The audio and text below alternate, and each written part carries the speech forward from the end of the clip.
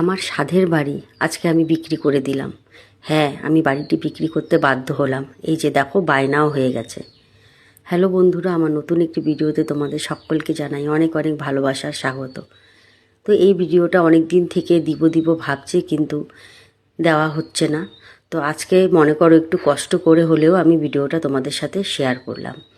তো তোমরা জানো যে আমি বাড়ি শিফট করেছি, প্রায় 2 মাস হয়ে গেল। তো অনেকে জানো, অনেকে জানো না। তো বন্ধুরা, আমি বাড়ি বানাচ্ছি, তার জন্যই আমি অন্য জায়গায় ভাড়া গেছি, কারণ আমার বাড়িতে অল্প জায়গা।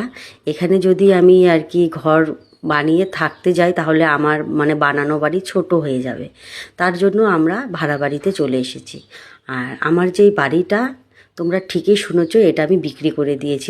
বাড়িটাকে শুধু বিক্রি করেছি, কারণ এসব জিনিস যখন ভাঙা হবে, এগুলো রাখার আমার জায়গা নেই। তো এই যে দেখো, তো এটা আর কি ভাড়া বাড়ির থেকে এসে আর কি ভিডিও করেছিলাম। বাড়িটা তখন ভাঙা হচ্ছিল। তো এই বাড়িতে আমার অনেক স্মৃতি। আমি এই বাড়িতে বিয়ে হয়ে এসে প্রথম উঠেছি। সুখ দুঃখ নিয়ে আমার প্রচুর স্মৃতি এই বাড়িতে। আমার শাশুড়ি মায়ের সাথে ওনার জীবনের শেষ 3টি বছর আমার সাথে এই বাড়িতে কাটিয়েছে। আমার হাজব্যান্ডের প্রথম ইনকামের এই বাড়িটি। তো বুঝতেই পারছো বাড়িঘরের মায়া কী জিনিস। তো আমি যখনই বাড়িটা দেখি ভিডিওতে, তখনই আমি আর কি ভয়েস দিতে পারি না, আমার খুব কষ্ট হয়।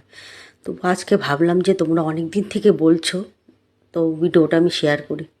তো এই ছিল আমার বেডরুম। তো অনেক স্মৃতি এখানে, কি বলবো আর।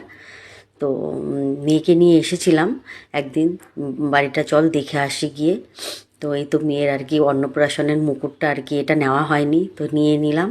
তো এই যে দেখো, আমার বাড়ি কিন্তু ভাঙা হয়ে গেছে। আর এই ভিডিওটা আমি খুব যত্নে আমার কাছে রেখে দেব সারা জীবন। অনেক কথাই ভেবেছিলাম তোমাদের সাথে শেয়ার করব, কিন্তু জানি না কেন কথাগুলো আমার সব এলোমেলো হয়ে যাচ্ছে, আমি কিছুই বলতে পারছি না। তো অনেক দিন আগে একবার চেষ্টা করেছিলাম, আমি ভয়েস দেওয়ার পারিনি। তো আজকে ভাবলাম যে না, আমি তোমাদের সাথে ভিডিওটা শেয়ার করি, কিন্তু আজকেও আমি ঠিকমতো কথা বলতে পারছি না। তো এটা ছিল দিওয়ালির দিন, আমরা বাড়িতে এসে কিন্তু প্রদীপ জ্বালিয়ে দিয়ে গিয়েছিলাম। তো আমাদের বাড়ির কাজ কিন্তু শুরু হয়ে গেছে, তোমাদের সাথে আস্তে আস্তে সবই শেয়ার করব।